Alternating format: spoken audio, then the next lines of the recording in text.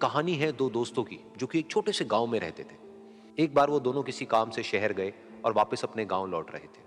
उनके गांव तक पहुंचने के लिए उनको एक घने जंगल से होकर के गुजरना था। और जब वो उस जंगल से गुजर रहे थे तो एक दोस्त को प्यास लगी और वो पानी ढूंढने के लिए रास्ता भटक गए। थोड़ी ही देर बाद शाम हो गई और रात होने ही वाली थी। तो उन दोनों की नजर एक गुफा पे पड़ी जो कि पेड़ों से घिरी हुई थी चारों तरफ से। तो उन्होंने सोचा कि यही जगह ठीक है रात बिताने के लिए।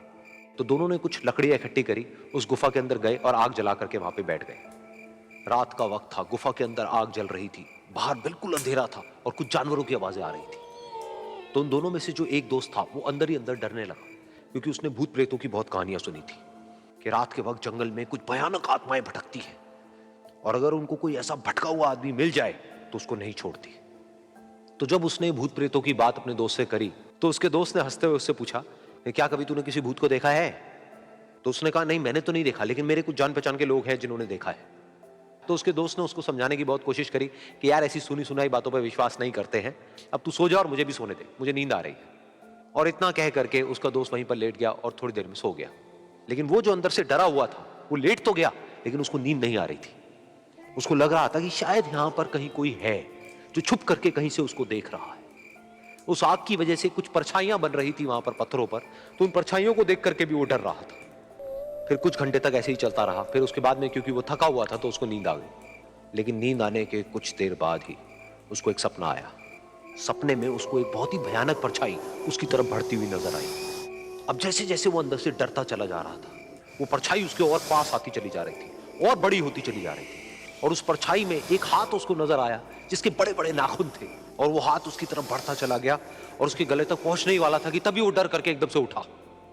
फिर उसने अपने दोस्त की तरफ देखा जो कि सो रहा था, उसको पकड़ करके जोर से उठाया। फिर उसने अपने दोस्त को बताया कि उसके साथ में क्या हुआ। तो उसका दोस्त फिर हंसने लगा।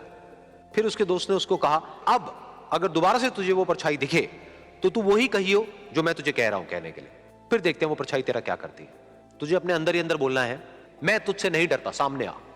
तो उसके दोस्त ने वैसा ही किया। थोड़ी देर बाद दोबारा से उसको सपने में वही परछाई नजर आई और वो परछाई धीरे धीरे उसकी तरफ बढ़ने लगी।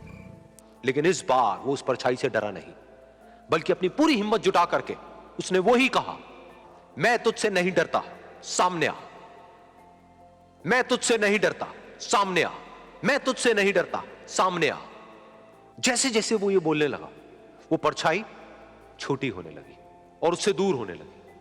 वो बोलता रहा, वो परछाई छोटी होती रही और धीरे धीरे वो परछाई दिखनी बंद हो गई। बिल्कुल ऐसा ही हमारी जिंदगी में भी होता है। हमारे अंदर जितने भी डर हैं, उससे हम जितना डरते हैं हम उतना ही छोटे होते चले जाते हैं और वो डर उतने ही बड़े होते चले जाते हैं। लेकिन अगर हम अपने अंदर के डरों से नहीं डरते हैं और उसका सामना करते हैं तो दुनिया का ऐसा कोई भी डर नहीं है जो कि हमें डरा पाए।